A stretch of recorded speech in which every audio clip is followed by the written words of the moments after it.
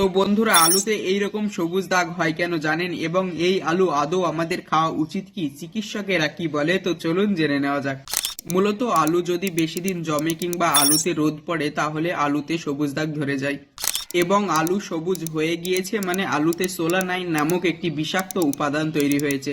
সাধারণত আলু যখন রোদের সংস্পর্শে আসে তখন আলুর মধ্যে ক্লোরোফিল তৈরি হতে থাকে, কিন্তু যতদিনে এই ক্লোরোফিল দেখতে না পাওয়া যায় ততদিনে আলু নিজের শরীরে সোলানাইন নামক বিষ তৈরি করা শুরু করে। মূলত কীটপতঙ্গ বা অন্যান্য জীবের হাত থেকে নিজেকে রক্ষা করার জন্য আলু এই রসায়ন তৈরি করে নিজের শরীরে। কিন্তু মানবদেহে এই সোলানাইন বিষক্রিয়া সৃষ্টি করে। কাজেই আলু যদি সবুজ হয়ে যায় মোটে সেটি কেউ খাবেন না। অনেকেই সবুজ অংশটি বাদ দিয়ে বাকি অংশটি খেয়ে থাকেন, কিন্তু তাতে কোনো লাভ হয় না, কারণ সোলানাইন গোটা আলুতেই ছড়িয়ে পড়ে এবং গোটা আলুটিই বিষাক্ত হয়ে যায়। বড়দের ক্ষেত্রে এই আলু যদি খায় তাহলে মারাত্মক পেটের রোগ এবং ডায়রিয়ার মতন অসুখগুলি হতে পারে, এবং ছোটদের ক্ষেত্রে এই সবুজ আলু মোটেই খাওয়া উচিত নয়।